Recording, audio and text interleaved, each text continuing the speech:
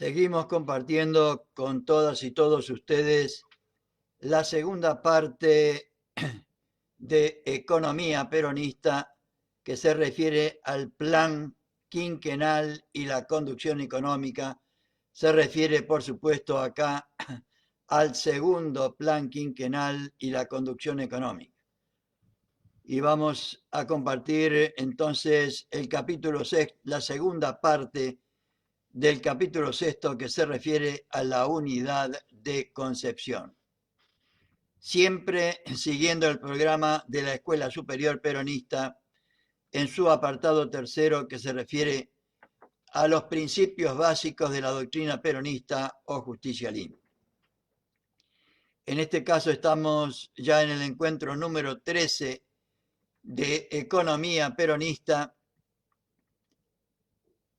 materia que pretende ser la teoría que explique el principio fundamental económico peronista de la independencia económica. Ni más ni menos que la independencia económica. Tan difícil es su comprensión y mucho más difícil en su realización en estos momentos que venimos de un neoliberalismo salvaje.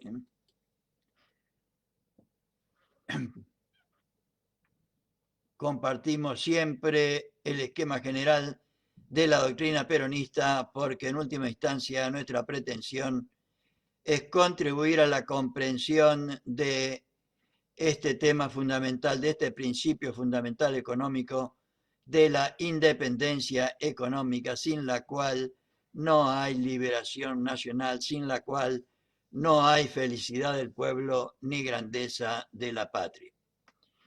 Independencia económica que implica recuperar el patrimonio nacional, recuperar la riqueza producida por nuestra gente como primera etapa, reactivar la economía, o sea, poner el capital al servicio de la economía y también realizar una justa distribución de la riqueza, o sea, poner la economía en función social.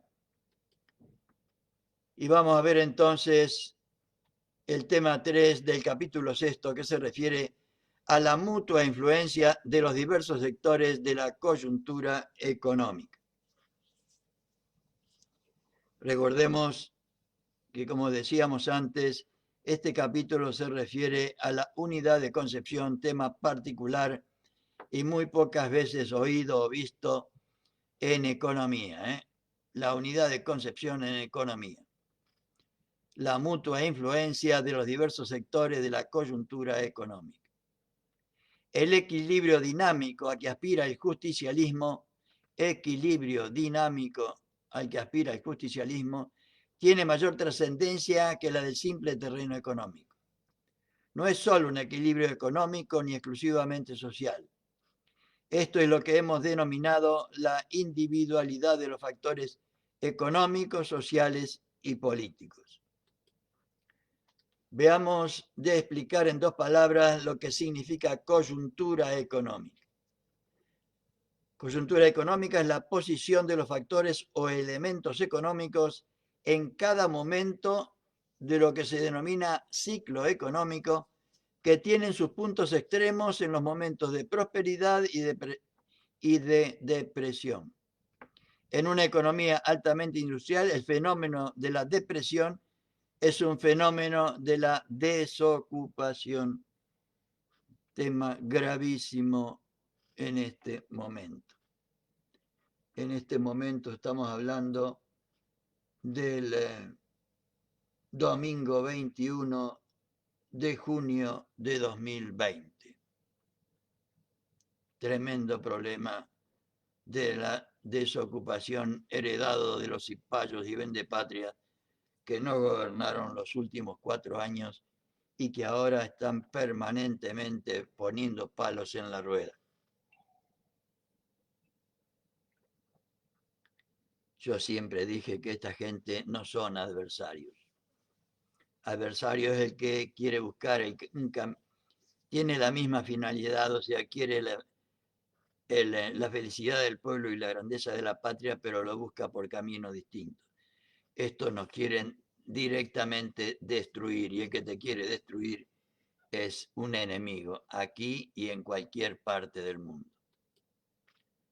Destruir como nos destruyeron estos últimos 4 años. Dejaron tierra arrasada. Entonces decimos que por eso es que en los programas de acción económica que han surgido de estos últimos años, estamos hablando de 1954, los gobiernos tratan de mantener la plena ocupación y se combate, por supuesto, esa desocupación. Estamos hablando de un gobierno peronista. Para el tipo de economía nuestro, la coyuntura económica general está determinada por ese factor que habíamos recordado hace poco de las cosechas o de la producción agropecuaria, de las cuales el primer gobierno peronista perdió una cosecha entera y 2 medias cosechas, y por otro lado, externamente, por la influencia de los precios a que el país tiene que vender la producción exportable. El trigo lo determinan en Chicago, el petróleo, creo que en Nueva York, etcétera, etcétera, etcétera. Los precios agropecuarios. Ordinariamente los precios agropecuarios tienen una fluctuación muy acentuada. Los años de crisis económica en el país coinciden con esos momentos de bajas muy intensas de los precios agropecuarios. Mientras la estructura económica del país fue acentuadamente agropecuaria, la acción o los efectos o la repercusión de las bajas de precios se traducían íntegramente en disminución de la actividad económica interna. Es una de las cosas que ha transformado la nueva política económica que orienta el general Perón a través de la diversificación industrial del país. Aquí hemos recordado que ha habido bajas internacionales de precios en 1949 y últimamente también. Como no soy experto en el tema, la verdad no me acuerdo. Creo que es en 2008. Y que esas bajas no han sido sentadas en la forma en que lo fueron en el pasado, sentidas, perdón. Esas bajas no fueron sentidas en el año 49, en la forma en que lo fueron en el pasado, porque en el 49 ya el país había marchado rápidamente hacia una industrialización que permitió frenar o amortiguar el efecto de esa baja de precios. Lo mismo ha ocurrido en esta última etapa, aunque ha sido más difícil mantener esa actividad interna debido a que se sumó a la baja de precios la pérdida de la cosecha, como decía antes, una cosecha entera y 2 medias cosechas. De no haber habido la pérdida de cosechas, posiblemente el reajuste de 1952 no hubiera tenido la intensidad que tuvo.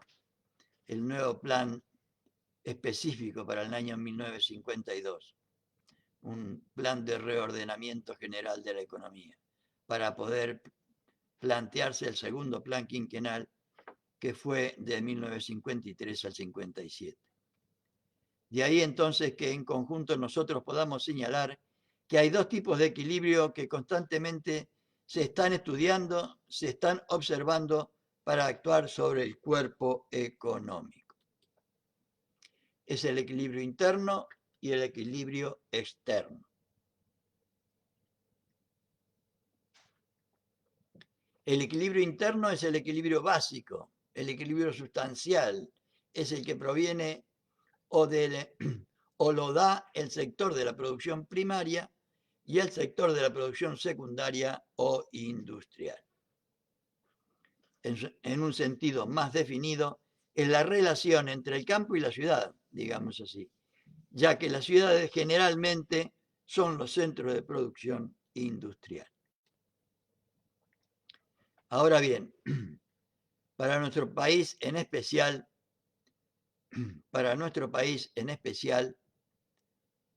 la acción de industrialización tiene una derivación de fortalecimiento de la economía del interior del país o de las economías regionales, tan vapuleadas estos últimos 4 años. Esto es lo que ordinariamente decimos o expresamos como descentralización industrial, ya que hemos heredado del pasado esta gran concentración del desarrollo económico e industrial alrededor prácticamente de 2 centros en el país, lo que está alrededor del Gran Buenos Aires y lo que ahora se empieza a denominar el Gran Rosario, que después fue también el Gran Córdoba, la industrialización de Córdoba, pero especialmente en la ciudad y sus alrededores. Y lamentablemente casi todo los demás centros o economías regionales carecen de producción industrial. Vamos a ver, cuando lleguemos al punto de las inversiones estatales, cómo la acción de esas inversiones estatales tiende a favorecer la descentralización industrial. Estamos a 70 años de esto y todavía no lo hemos realizado. Los otros días nuestro presidente Alberto Fernández hablaba de realizar esta tarea de descentralización industrial, que también se estaba desarrollando en la provincia de Tierra del Fuego, y estos cipayos la destruyeron casi totalmente en los últimos 4 años. Naturalmente se trata de una acción que requerirá tiempo, pues no podía corregir en solo 5 años las modalidades que ha tomado a través de más de 100 años el desarrollo del país. Claro, no se puede industrializar un país en 5 años.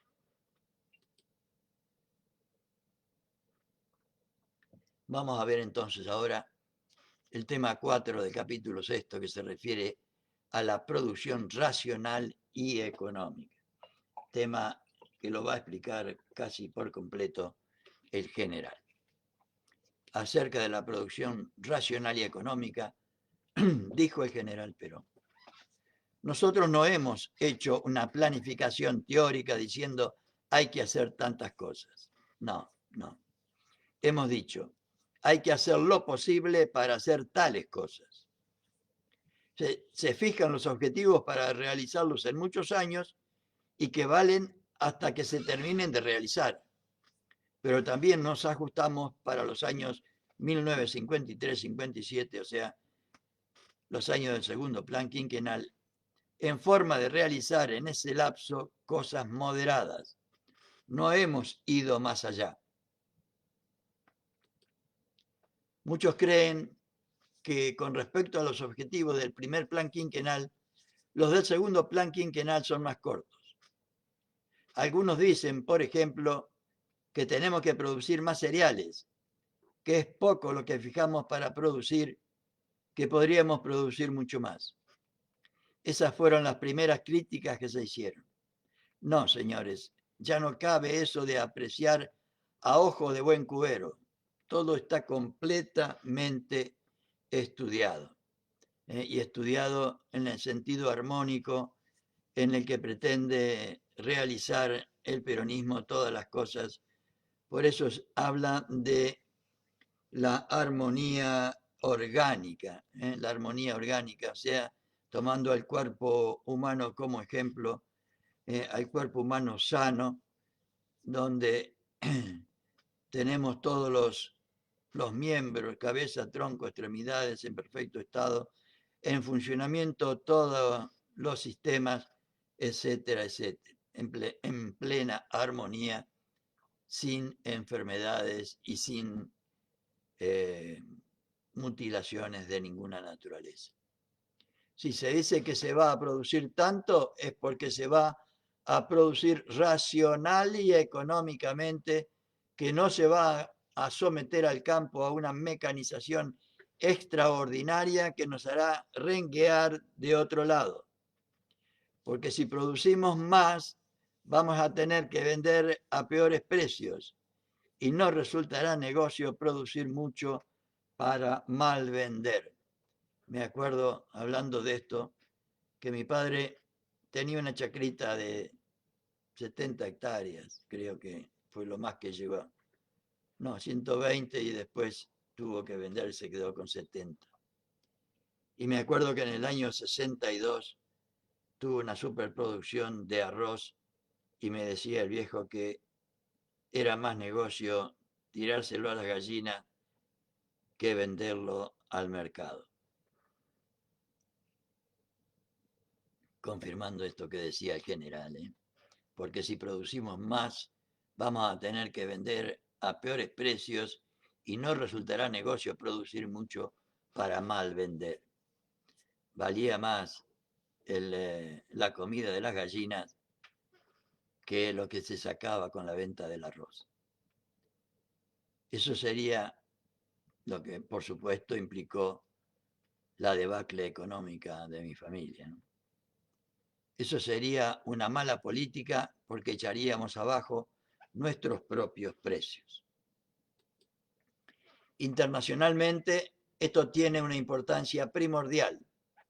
Por la acción de las buenas cosechas, suelen tener sobre los precios que acabamos de analizar los precios internacionales a los que nosotros vendemos nuestras cosechas o nuestros excedentes de exportación. Entremos ahora entonces al tema 5 del capítulo 6.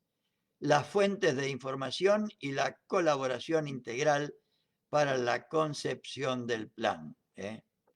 Hablando siempre de integralidad del organismo, un organismo íntegro, para que haya armonía en el sistema económico. Las fuentes de información y la colaboración integral para la concepción del plan. Tener en cuenta todo, ¿va? Con respecto a las fuentes de información y la colaboración integral para la concepción del plan, en la clase anterior hemos dicho que el plan ha tenido como punto de partida la información que ha dado el pueblo a través de los ciudadanos o de sus instituciones. El total de las iniciativas presentadas ha llegado a más de 100.000, las que fueron analizadas y estudiadas por el Ministerio de Asuntos Técnicos, que estaba a cargo de Mendé en ese momento, un tal Mendé, que fue también el director de la Escuela Superior Peronista, a través de sus organismos de planificación. Una buena parte de esa información, según lo ha declarado el mismo presidente de la República, ha sido comprendida o incorporada al plan. En la clase anterior habíamos desarrollado un tanto extensamente este punto, de manera que ahora vamos a hacer un enunciado solamente general. El aspecto importante que debemos destacar en relación a este punto es que una vez realizada la encuesta, una vez formulado el plan, viene el momento de la realización, a través de lo que hemos caracterizado como divisa inconfundible de la planificación justicialista, es decir, la persuasión. La persuasión, elemento importante si los hay en el justicialismo. La persuasión. En la exposición que el general hizo ante las cámaras de diputados y senadores el 1 de diciembre de 1952, dijo que la información del segundo plan quinquenal comprendió, primero, la información popular individual de las organizaciones. Más de 100.000 iniciativas llegaron al Consejo de Planificación. Segundo, la información de los gobiernos provinciales y en ese momento territoriales. Creo que La Pampa, Chaco y Formosa eran territorios nacionales todavía. Sobre cada materia, información entonces de los gobiernos provinciales sobre cada materia. Tercero, la información de los ministerios.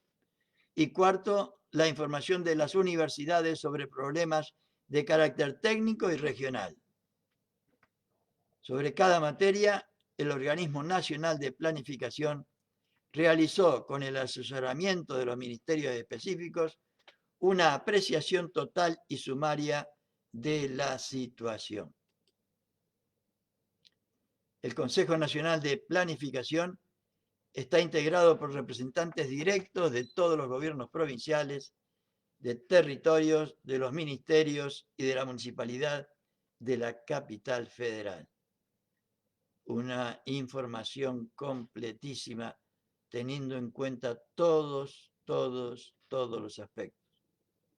La apreciación de la situación, o sea, el análisis de esa información en cada materia objetiva, estable y perfectible, que luego fue sometida a las observaciones de cada ministerio, provincia o territorio como devolución a los efectos de su coordinación y acuerdo final.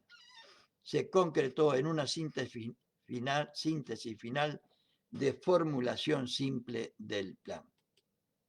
Más adelante apuntaremos en detalle sobre estos organismos que actúan en el gobierno federal y que coordinan la acción para todo el territorio del país.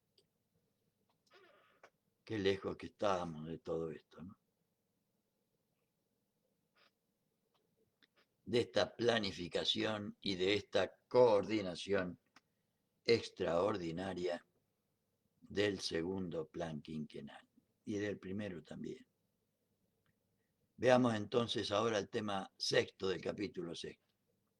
La pluralidad de intereses y la unidad de concepción. En varias oportunidades hemos aclarado lo que significa la acción individual o la acción sin coordinación, a la que Perón y Evita anatematizan implacablemente. En la realidad existen diversos intereses.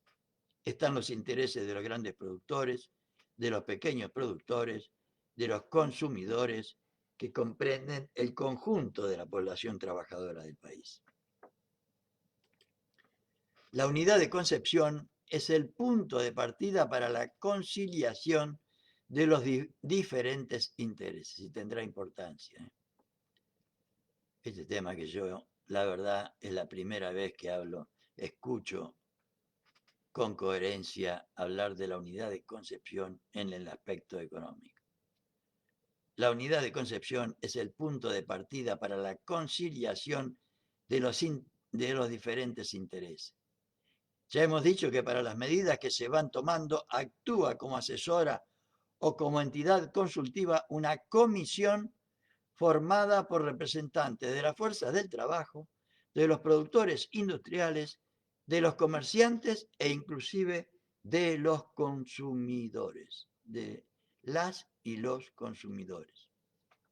Ese es el instrumento por el cual se va alcanzando la conciliación de los diferentes intereses en juego o, como lo dice el programa, de la pluralidad de intereses. Ahora bien, esos intereses pueden referirse a diferentes regiones del país, como asimismo a diferentes sectores de la actividad económica. Tanto los unos como los otros son respetados y ellos mismos se adaptarán por propia gravitación en el segundo plan quinquenal.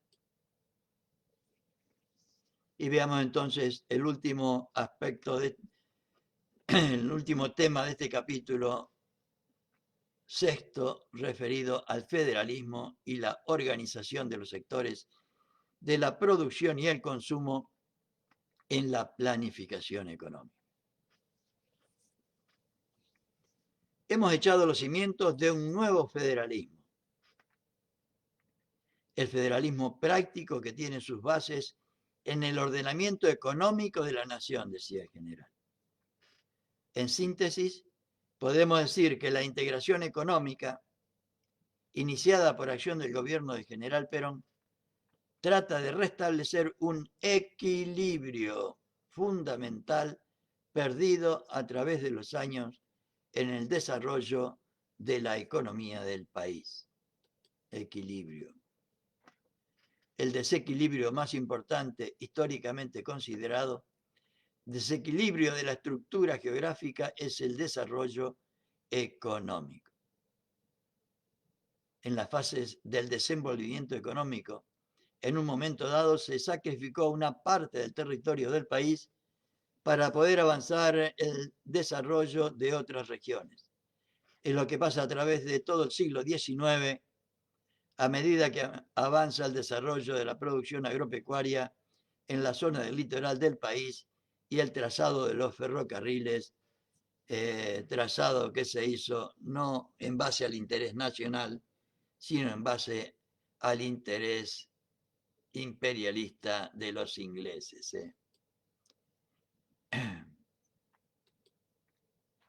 Trazado